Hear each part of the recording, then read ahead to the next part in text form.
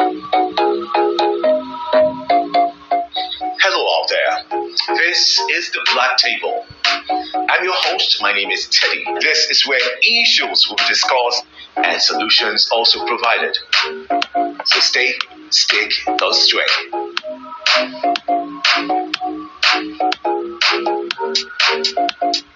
Welcome to the Black Table.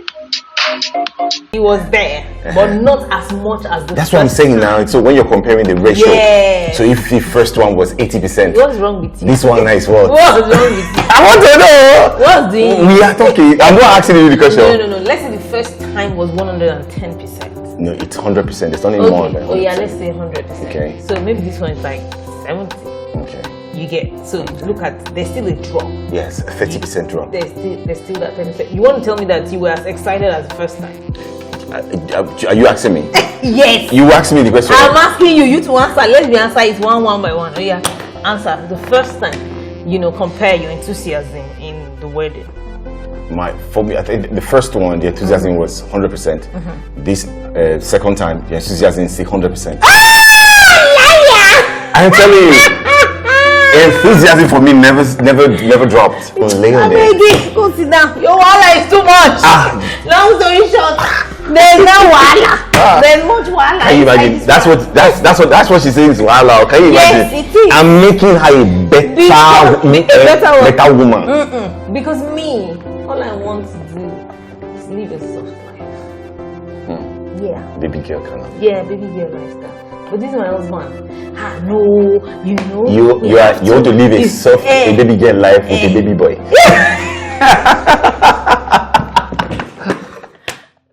Hi guys, welcome to Lara and Teddy. Yeah, so today we're going to be and Mrs. Okay. They know that we are Mr. and Mrs. We have rings to show, but he likes to emphasize that. And just in case somebody's just dabbling into this for the first time, you never know. Somebody might just see it as for you cannot just let it be my show for today. Oh my God. Okay, we are Mr. Okay, Mr. That's Mr. Mr. and Mrs. Don Momo. Yeah. So I want to ask Teddy some questions today, and I can't wait. So of course I'm only asking him one question, and that question is, why did it take you so long to remarry? You lost your first wife about 9 years ago, and I remember the day we posted on the blogs, posted our wedding, and people were like, what? 9 years? The guy don't try yo. Hey, this guy don't be Nigerian, no. Hey, average Nigerian man, 6 months like this. Yeah, I'm not Nigerian. You don't. Where are you from? Yeah, correct. I'm a child of Zion. So I want you to share with people, why it took you this long, to remarry. So let's go. Okay. Yeah, you guys are correct. I'm not a Nigerian. Okay. Yeah, I'm an African. Okay. A black man. Okay. From Zion. Ted, let's not go there. That's another Zion's child, y'all. So why? Okay. I think I was not just ready. Why? Ready in different facets of life, emotionally, financially, anythingly. So I took time. First of all, emotionally, when I lost my wife, it was as if I was, it was just as if things just became bleak. I was just like, what am I going to do now again? Because it's like you're going on a journey, and then you have someone who's like your co-pilot. And then there are specific things that the co-pilot is supposed to do, and then you want to make things like easy for you. So he'll say, please press this button, and then the person is pressing the button, and then suddenly the person is no more on just like that. Flight, yeah, sudden. There was this sudden stuff, and the flight was still on. Yeah. So that kind of panic.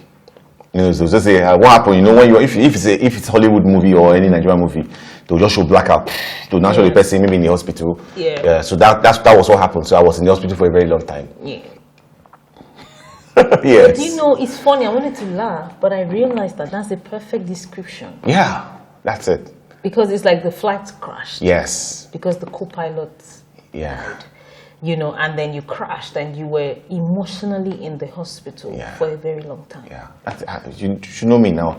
I have a definition for everything that's happening to me. That's the perfect. I know what was wrong. So emotionally, I was trying to get my, like your resuscitation. Yeah. Like trying to You were in a coma.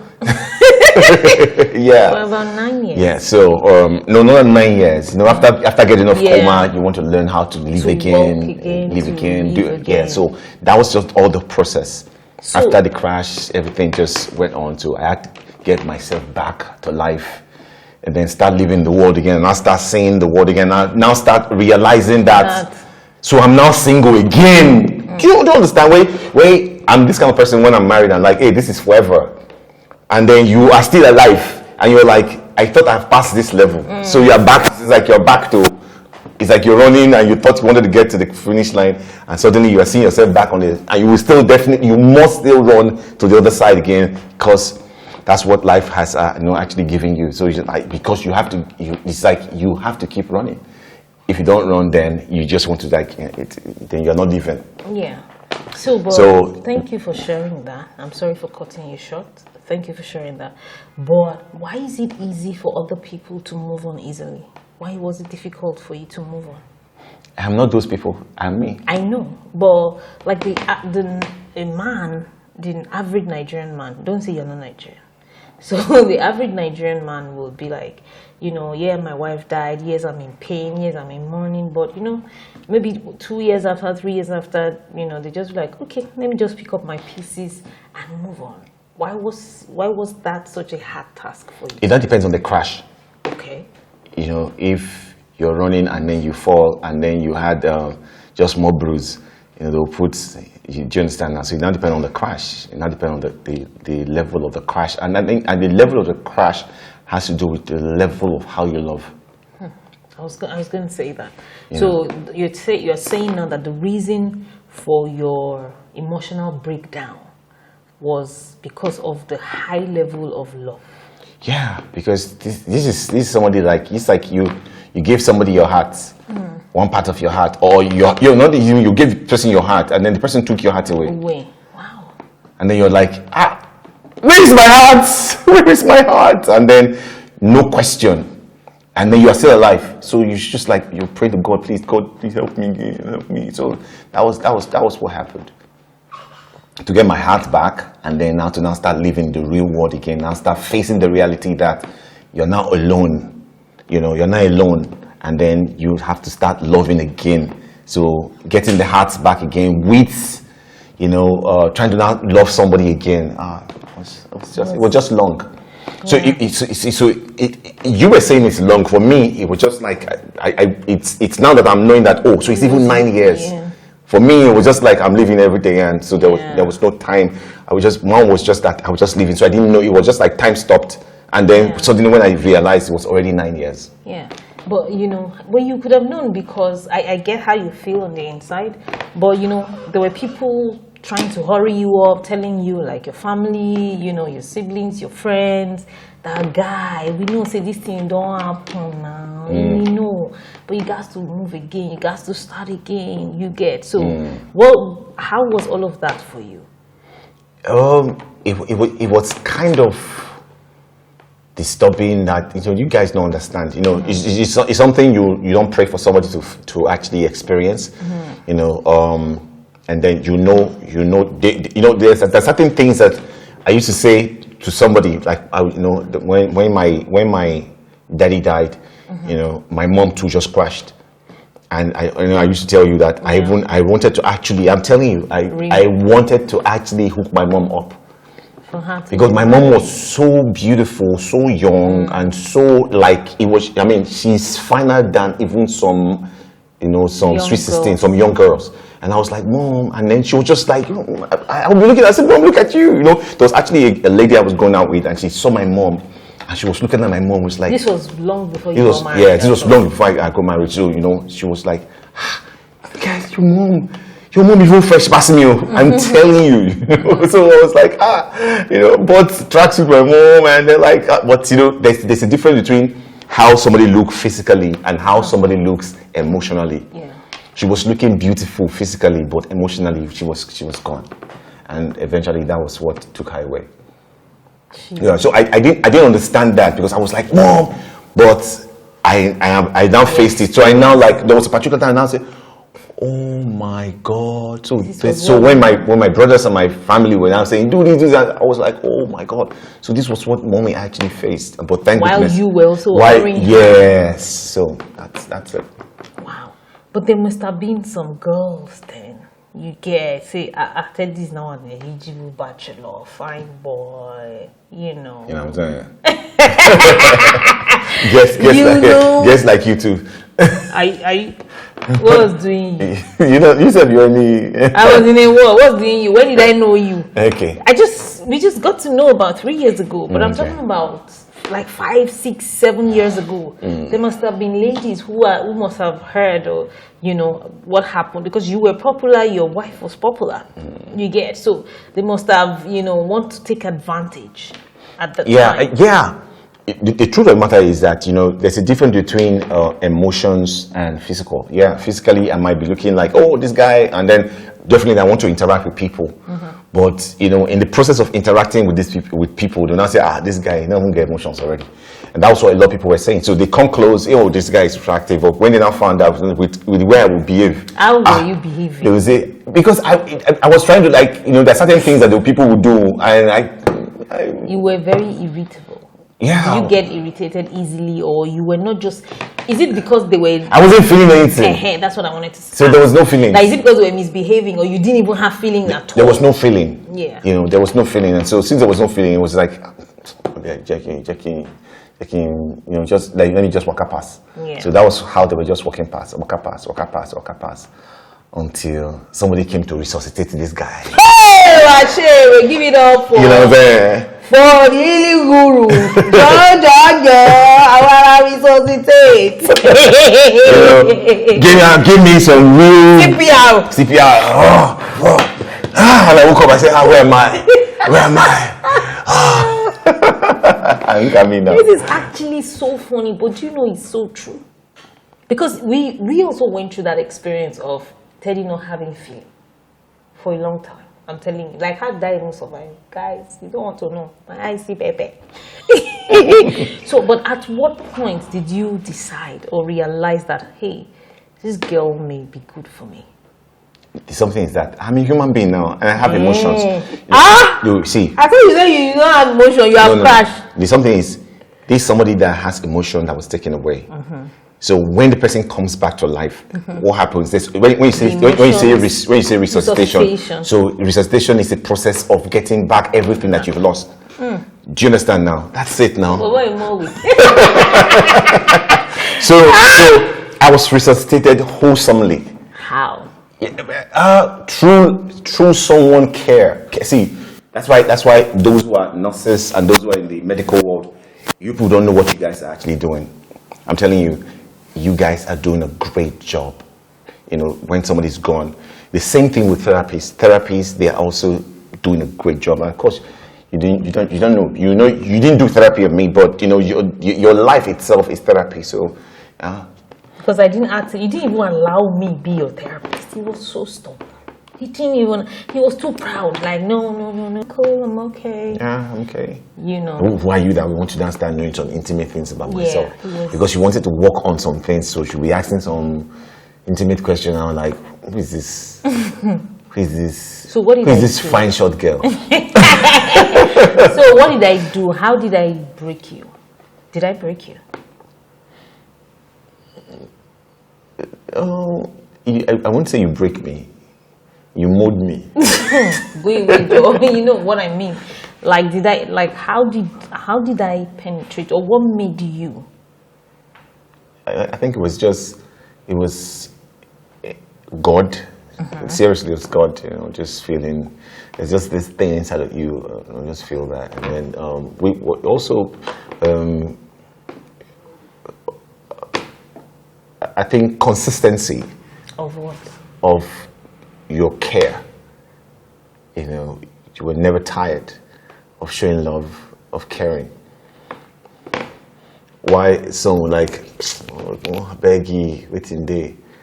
You know, like I said before, there were a lot of people that actually came and they just like, I'm tired, beg John. But you know, you were never tired. You were there. You were off, but you were still there even though we're off. Yeah. You know, so I was just like, you know, who is this girl? You know, the best thing is just, and then God. You know, there's always like Father, you know, and then God like.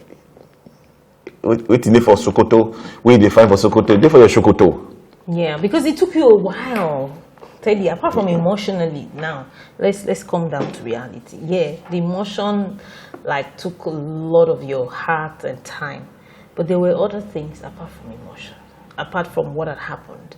So even when you were beginning to open your heart to getting married again, was I your first choice? Tell the truth. I promise I won't be mad. You know I already know the answer anyways. So, tell the truth. First choice. I chose you. Yes. So, stop trying to butter me up, baby. You're married. Don't worry. I'm okay. I feel secure. I'm fine. I'm all right. I can take it. Okay. But what I'm asking you is that because I knew there were a lot of resistance, you know, until because he would tell me, Laura, I really like you. Like, if I one day, I cannot forget. He said, in fact, you don't even know. You are my best friend. You have no idea. But I don't see us together. I'm like, I mean, okay, right? You're your enemy. You also marry. Like, guys, I'm serious. So it took a while. Like, I already, from day one, we clicked. I already liked him. Then along the line, I saw something that I'm like, okay, so we could work on this. This is not, you know, on point, but we could work on it. And it was easy for me because I'm a therapist. I understood that, just like you said, this guy was operating from pain and trauma. You get so. And you know the funniest thing about pain and trauma, people who are operating on pain and trauma don't even know. They don't know. Because for me, sincerely now, because now that I'm healed. So at that time when she would be saying that you're traumatized, I was like, because she was always saying that you don't know you don't know what you're doing. Yes. I've been looking at this one like, don't know what I know what I'm doing. What are you saying? Now, I want to say that this is not like we go into therapy now, but I'm telling you, there's a whole lot of things therapy can actually do for you. Yeah. It will open your eyes to things that you can be well like this, and you go into a therapist, and then you find that, man, you come out and say, I'm not well. And, you know, so I went through those sections, and I'm like, whoa, now I know what she's actually talking about. And you know, I went through series of therapy for years. Yes, for years. You know, going to do through different hands. Shout out to Sam Obafemi. Shout out to Lanre Olushola. Shout out to Bankole Williams. Shout out to Innocent. That's my man. I mean, these are people that actually work up. Shout out also to Sam Oye. That's Reverend Sam Oye. Yeah. Shout out to some pastors that we talked together. Hey, shout out to Pastor Sidi. Tola Sidi. You know, these were people that actually would sit me down, and I was vulnerable with them, and they would talk. And look at me now. I'm back to life. So, you have still not answered my question. Apart from the emotional aspect of it. Because I knew that there were some things that you found that you were thinking of. You understand? When you were now ready. You know, for a long time, you were not even ready to consider marriage or ready to be married. But at some point, you were now ready. Then, you now started exhibiting some behaviors like, you're not like I like you, Lara. Like I really do like you, but you are not. You're not what? Use your mouth to say. Okay, this is all what's happening. Really, I think I really have to say this now. Let me just confess. You know, it's like I'm looking at her. She is reminding me of what's left. And I was like, no, it has to be different. Yeah. So it was, so you know, sometimes I will call you, I'll say, Who are you? Who are you? Who are you? Are you sure you are not You know, reincarnated? seriously, because I was saying that, who are you? So I was like, hey, she didn't I was, you know, so let's explain to them. He believed that his first wife, like, reincarnated through me. because there's certain things that, there's certain things that you will say. I was like, and I have heard that thing over and over before, and I'm hearing that again. I'm like, who are you? Are you sure you're not? You know, so, yeah. Okay, I will disappoint this spirit that has come now. But I could not disappoint the spirit. The spirit still won. No, but it's not any reincarnation. I think what just happened is that you are attracted and to a certain type of people. You understand? To certain type of women. Physically a little, and then even emotionally, and there's a heart. There's a type of spirit you're attracted to. There's a kind of heart. Yes, I think it has to do with a kind of heart. Yes. This life is short, you know. If you are still alive, that means that there is something that, you know, the Creator still wants you to do. So you just have to just take the bull by the horn and say, okay, let God and let be. And that's exactly what I've just done. Yeah. Let God and let be. And so what would you? Let's go on the journey again. Let's go, baby. Yeah. Let me go in it again. So what would you want to tell somebody in your shoes? Maybe a man or a woman who has lost his or her partner and they cannot just move on. It's so difficult. What would you tell them? First of all, I'll just tell that person, have you gone through therapy? If you have not, see, losing someone, not just your wife, if you've lost someone, there's something that's happened. If you're actually close to that person, there's something that loss will have done to you that you don't even know. It's only through therapy that you'll find out. So if you've lost anyone, maybe not even just maybe your wife or maybe your any person that you're kind of close to, there is something that loss does to, you know, a person. And you will never know, not until you go through therapy. So I'll ask that person, please, have you gone for therapy? If you have not, please, all right, please, just enroll for one, anywhere. And of course, she's also a therapist. You might want to even call her, but if you don't want to call her, but just enroll for any therapy, and then you will find out some things that you don't know. I'm telling you, because this life is, if you know better, you do better. All right, it is the knowing that will not help you to do. So I think that's just all I'm just going to say to that person. Therapy would definitely correct a lot of things, and then it's through therapy that you now found that, man, I need to take action. And I think I have done that, and of course that's why I'm acting. So first of all, I'll just urge you to go through therapy, because if I'm saying anything that you don't understand, you know, it's as if I'm talking to, you know, somebody who is a professor talking to a kindergarten. He will say, what are you saying? So we cannot communicate right now. So whatever I'm going to say right now, you won't understand. But first of all, what I would say is just go through therapy, and then maybe next you might want to come to ask me, say, okay, so what else can I do? You will find out what to do after the therapy. Wow, I just want to say that I'm so proud of you. I swear, I feel so proud, because this is not the Teddy that I knew in 2019. You understand? You have gone through different phases, you get, and now, like, you would never even be this bold enough to be this vulnerable about your journey. Wow. You wouldn't. Am I vulnerable now? Oh yeah, baby. I didn't know.